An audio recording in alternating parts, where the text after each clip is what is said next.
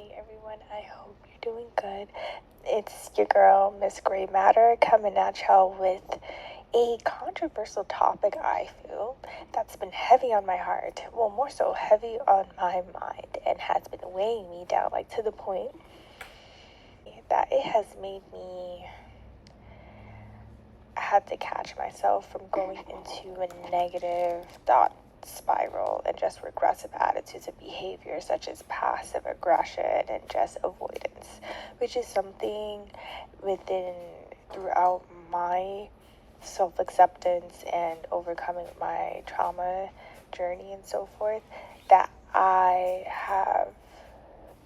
It's one of the things that I have declared with myself that I would not do. So to see that I'm brought into a situation that is bringing that out shows that it is a challenge, welcome challenge, that I need to overcome so I can assure my higher self as well as my spirit guides that I am walking the talk of what it is I aspire to be, which is better. All right, that is the preamble. The topic itself will be, so this came about with my roommate, right? My roommate, they have confided in me, while we were getting to know each other, which some may find TMI, about like their past traumas and such as that they endured during childhood, such as sexual abuse at the hands of family members and all that. And, give take when it comes to those type of social talks. So, I shared mine as well and, comforted each other, comforted each other and so forth. Cool. Where am I going with this? So, they have experienced trauma. Usually one of the common journey points, for lack of better words, that come with those who have experienced trauma is having to journey points is the reclaiming. When it comes to reclaiming their sense of self, they tend to go inward, be reflective, but and also just very about the So what I mean by that is they can just get very into themselves so that they can understand themselves, because as they were experiencing the trauma, generally, almost likely what accompanies that is that their abusers make sure that they feel small and don't care or make sure to instill the lack of self-care and self-consideration, lack of self-preservation, just have a lack of sense of self. Their needs don't matter, their wants don't matter, what they think, just their whole being doesn't matter. Understood? Because their boundaries get violated, etc., and they have to have that lack from their abuser's point of view in order for the abuse to continue. Understood? And this goes for emotional abuse, just all of the abuse. That is one of the common things that happens to them.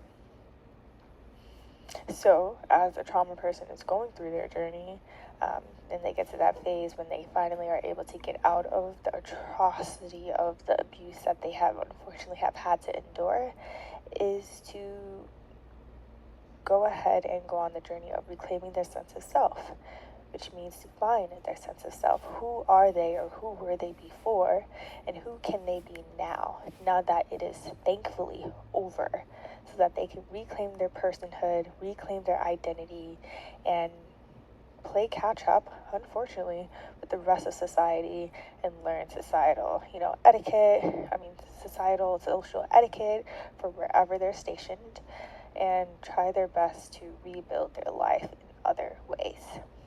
Understood. Now we go back to the situation aforementioned. With this roommate, they have started to get under my skin. And I say this because I feel that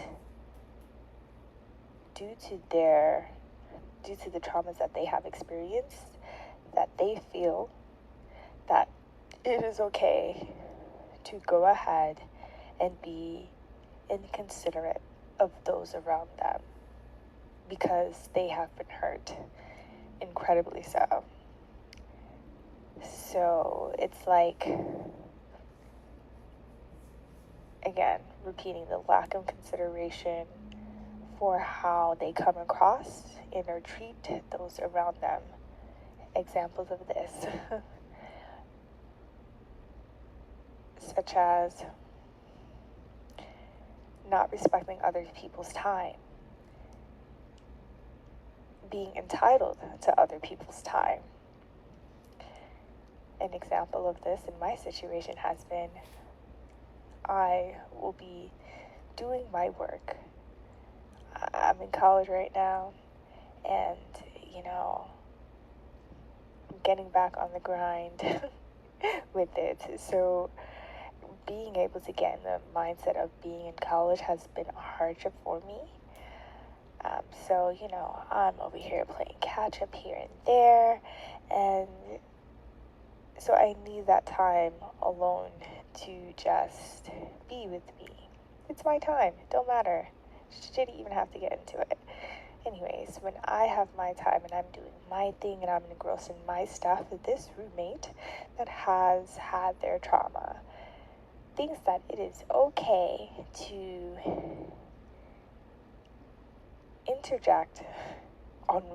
intrude on what it is I'm doing and not even ask if I have the time or the space for them, but simply intrude and interject themselves in my space and pull my attention away from myself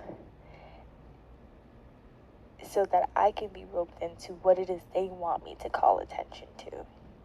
Not anything important like, hey, is this your stuff? You want me to move this? It's something about their life, their personal life that they are experiencing.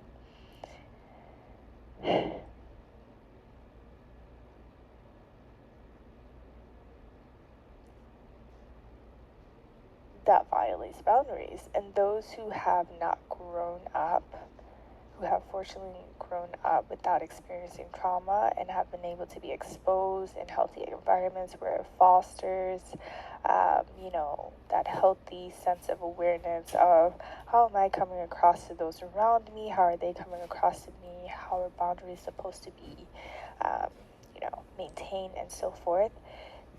They would know social etiquette wise that one is supposed to ask, observe, and then ask, and depending on the body language that is received and as well as what is shared, they can go ahead and assess like, this person does not have time. And they may say that they do, but their body language and what they're giving is like, I have it if you truly need it, but if not, please let me go back to what it is I was doing. This person does not do that. That's not a consideration or anything. It's like you have to be blunt and direct in order for them to get the hint. And as an adult, if that's how you need someone to communicate to you, that is a problem. And the reason why it's a problem, because it shows that you have not learned social etiquette beyond the infancy levels. There are those who are traumatized right now that are probably in this phase of reclaiming their sense of self that will be triggered by me saying just that. But that is true. You must respect people's boundaries and people's time. Do not think that you are ever entitled to it. It does not work that way. You are not the center of people's universe. This world does not center around you. You are just a person in the world, another spirit here, in hopes to make those that you interact with in the spaces that you touch better, or leave it unfazed and keep it peaceful. Okay? So there is that. And I think that's really just a centerpiece. That's just one example. Now to zoom out and go into how I dipped into the social media. In social media, for Instagram, for example, you have a lot of trauma-informed influencers and just therapists there that will consistently upload and share and or inundate you with quotes that are bite-sized and saying, take all the space you need. No one needs to know why it is you need that for. They don't have a right to what it is you're going through. You can cut them off without saying anything. That's okay. It's your right to. Or my favorite is it's not your obligation to educate anyone on their wrongdoings. Those piss me off. And the reason why they piss me off is because they are so they are misinforming the masses with that approach, and they are creating highly self-centered / self-absorbed people who are teetering on the line of narcissism. You know, narcissism, the same trendy word that has been trendy and just permeating the air of social media and our social societal talk since 2020, the pandemic. Yeah, that right there. And my reason for that is this. Within the social media spaces that advocate for this and endorse this heavily so, without giving any nuance to what it is, the meaning or what have you, you will have those who are heavily, who are deep in their trauma and are in that phase of reclaiming themselves and their sense of self, that will cling on to that and take it with the mindset of black and white thinking.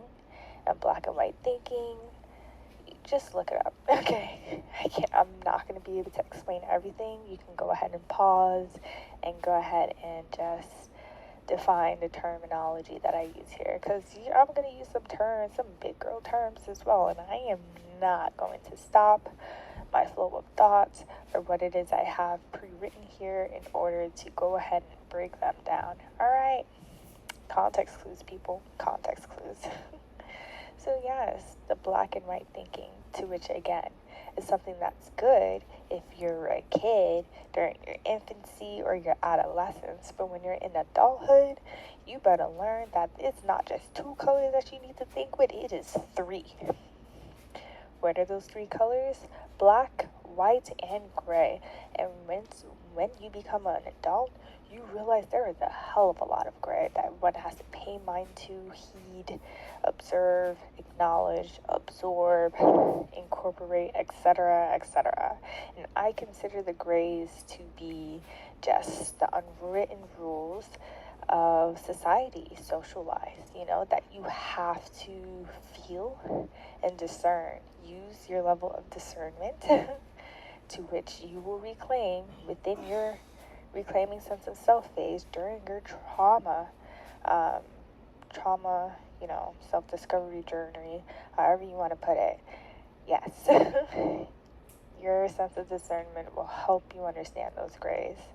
What will stunt that self-discernment is being self-absorbed, is centering yourself and thinking that how people moving is because of you, is an affront to you, and is done to harm you or what have you.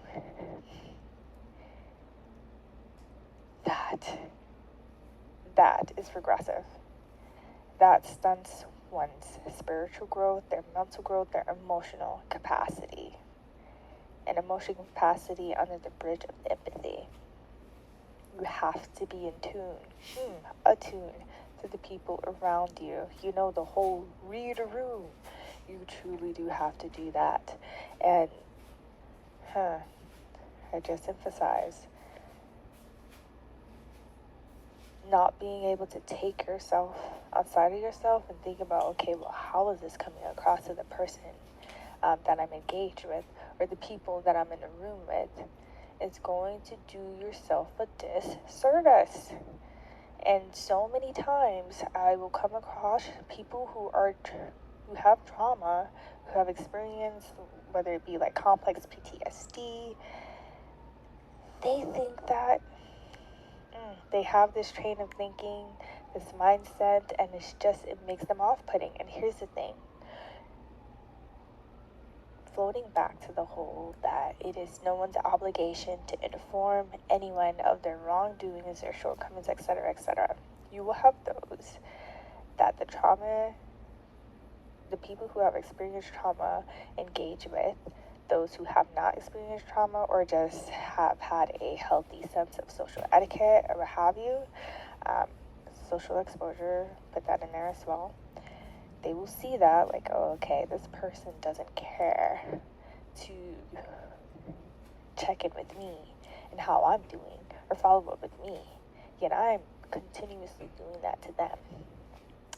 There's a lot of giving on my end. The person who has not been exposed to trauma will be thinking this, and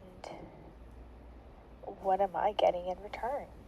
They're taking, but I'm not getting anything from them.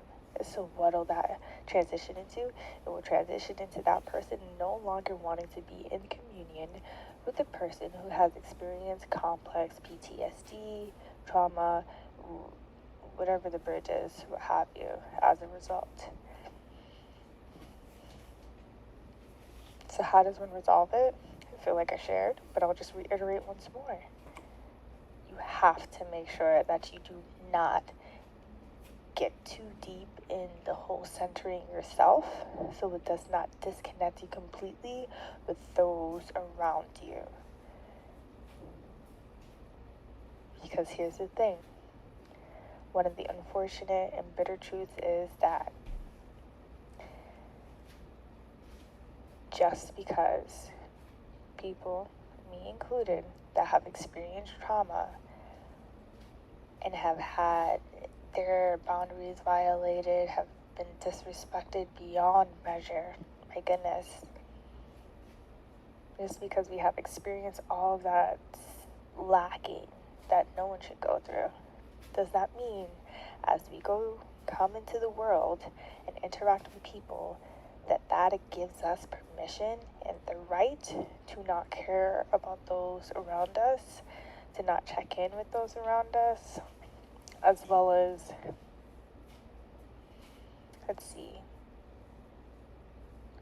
hold space for those around us when we see that they are doing that for us. The counter for that is, the pushback for that is this.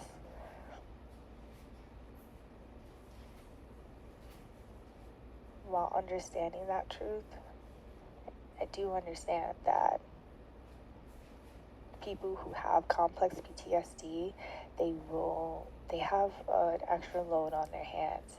They have to go ahead and dismantle, and untangle all of the trauma that they have endured, as well as the toxic social traits, social conditioning that has accompanied that, to allow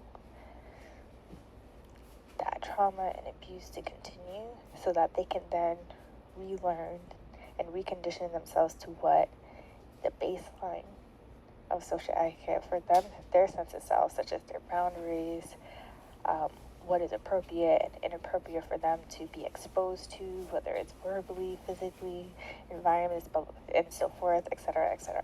Understood. You have that on your plate for you to digest, as well as having to hold space for people, because people don't slow down for that. The average person that you're going to come in contact with as a trauma experienced person, they are not going to know that. No one's going to look at you and be like, I see your trauma. No one's going to know.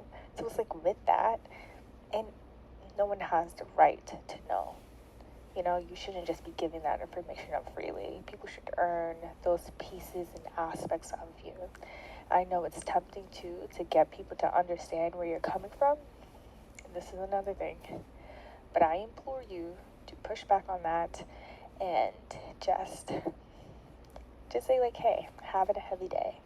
or just going through a bit of a heavy time. I'm saying this as from experience. I too have shared too much where it was not needed in order to get the person on the receiving end to understand why it is I'm acting the way that I am.